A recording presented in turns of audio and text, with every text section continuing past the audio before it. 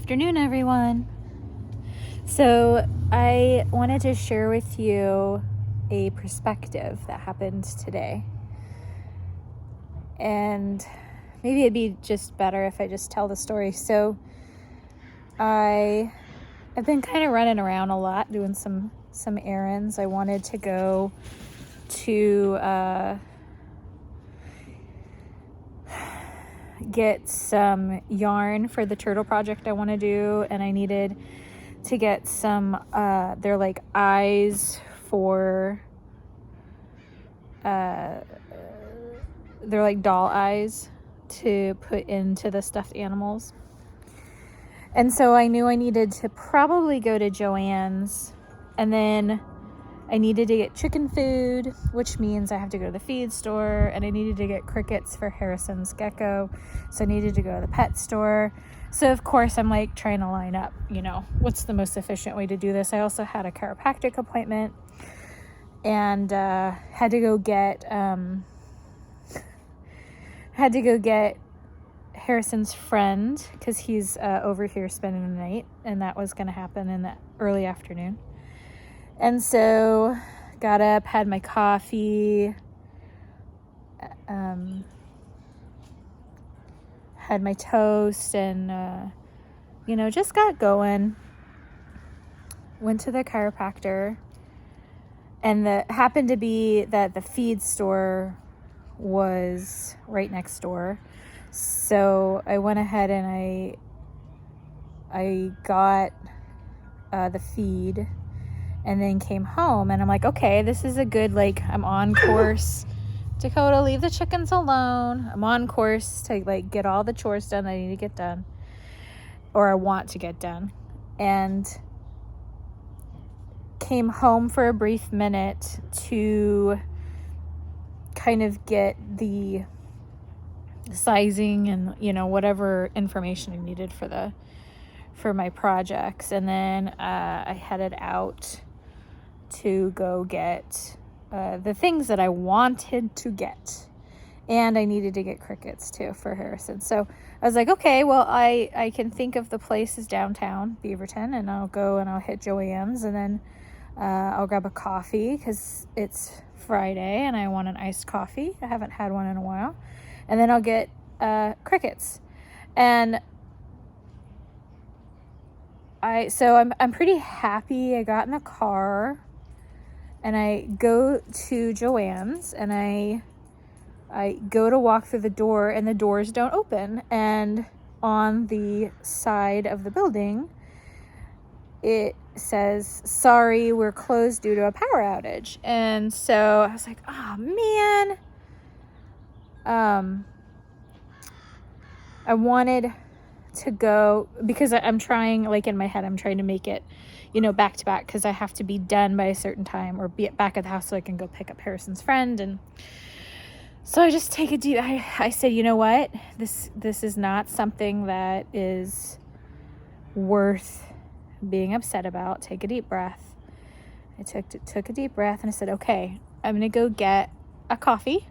So I walked over to Starbucks, it's right next door, and kind of reset, got my coffee, and had a little snack, and then went to walk to get crickets, which are a little bit more important because Pip was out of crickets, and go to the open the door. And this is a building that's completely not attached to Joann's, but the door doesn't open, and there's another sign that says, sorry, we're closed because of the power outage.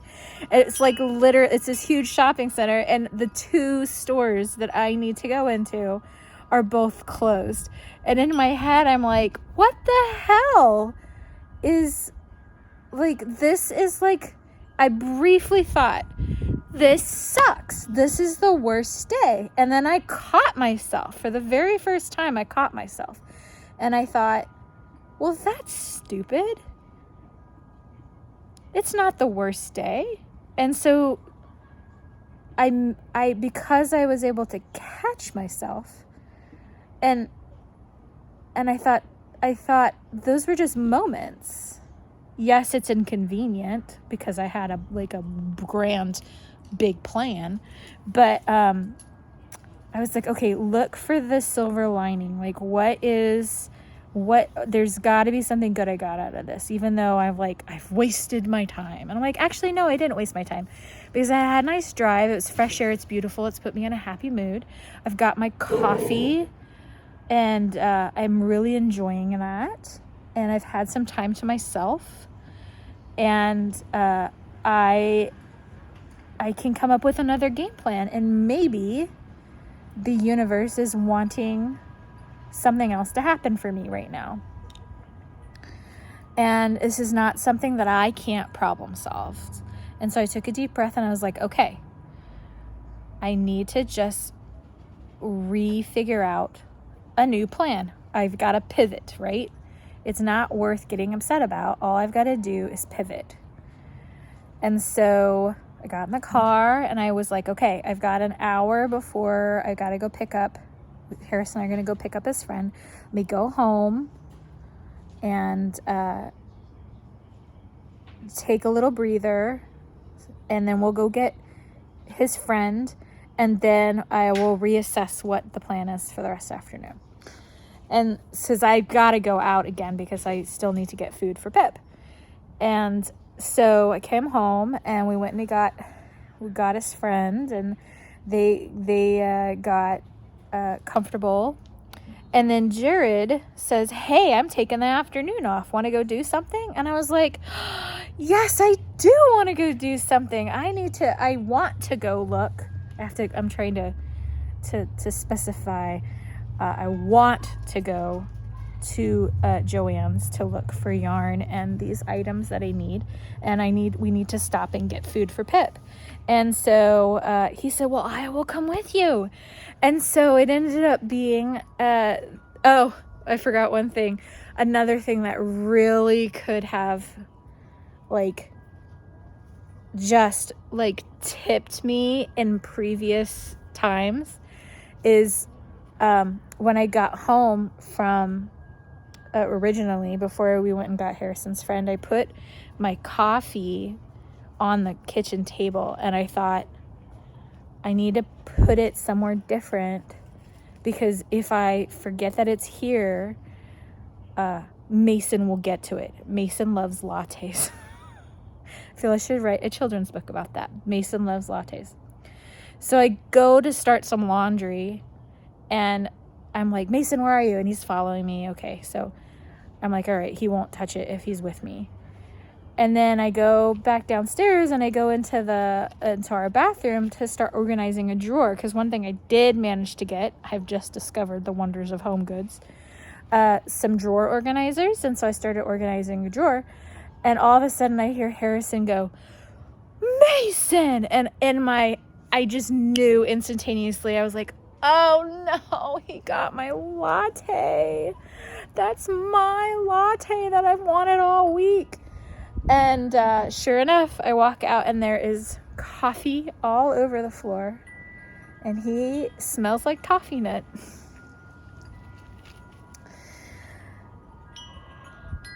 I don't know how that didn't push me over to be like, this sucks, but it didn't. And I think because I thought back to, okay, what does this mean in the grand scheme? It's not going to ruin my whole day. I could just make another coffee at home and make it yummy, right? I was able to kind of not react emotionally and think logically with all this stuff. And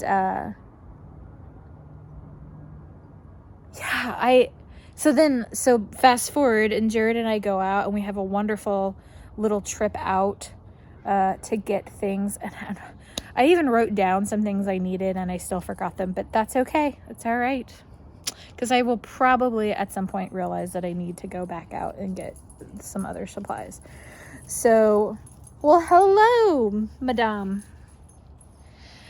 And then I came home and I got the tomato plants in the garden, and I got the chickens taken care of, and now we've just kind of been relaxing, and everything that I wanted to and needed to get done did get done. And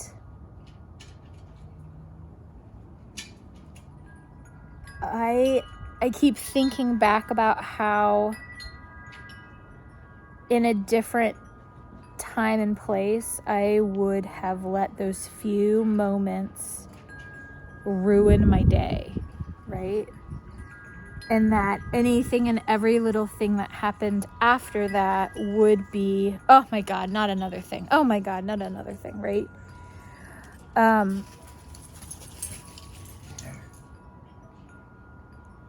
But taking a moment to take a deep breath and realize this is a small moment in the day that can be problem solved was really helpful.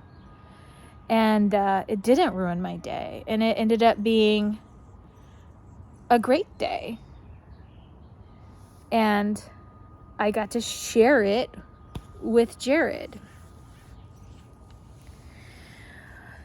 And so I'm learning, I'm realizing how important it is to be able to not react emotionally right away, and to be able to take a second, take a deep breath, think from a logical brain perspective, a bigger picture, and see that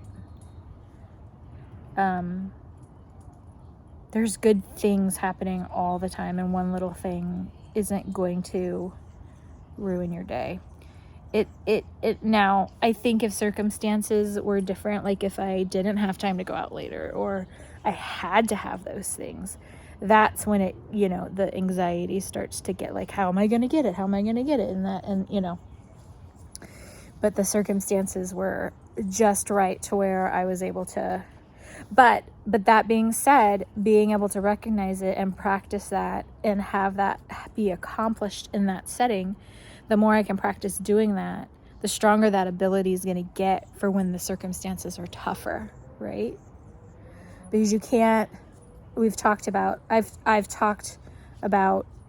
this with my kids at school and parents, that for you to be able to have emotional regulation, you can't just expect it to happen within the bad moment. You have to practice it first. You have to practice being calm when you're already calm. Like because you can't access it if you don't practice how to do it. So I'm realizing how important it has been for me to slow down and to take moments to sit and meditate and just notice everything around me. Because noticing, and as I'm sitting here, I'm noticing I can hear Mason eating grass, and the crows are above me in the tree, and I just heard crows in the distance answer the crows, the wind chimes, of course, the cars racing in the background, some little chickadees in the plum tree. I think I can hear the TV of the next door neighbors. And then it just kind of got quiet. My chickens aren't moving either. But, oh, now Mason's throwing up. That is yep. He ate too much grass on an empty stomach. You okay, buddy? Oh, there it is. You okay? I know. Sometimes he eats too much grass. So, and I can kind of sync my breath with that. And that's going to help me get into that calm state the more I practice it when things are not going my way.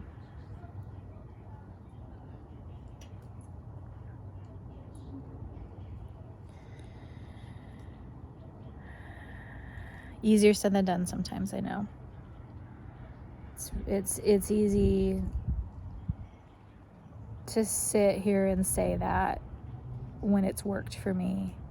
At the same time, I have been able to use that tactic in more difficult times, with the death of my sister, and somehow pull good things out of everything that happened. It's almost like a yin yang, right? For every what I perceive as a difficult situation or a bad thing, to match it with a good thing, right? And to find refind balance again in this circular balance that we have, that we need, that I'm trying to find. Thinking of it that way is actually kind of cool, because just like life, you can't live without death, right? You would have nothing to live for. And so they go hand in hand. Just like if nothing difficult ever happened or challenging ever happened, you would not realize all the good things as well. So you need both of those things to happen, but the trick is to come back around and to see that difficult thing, but be able to switch your perspective of it.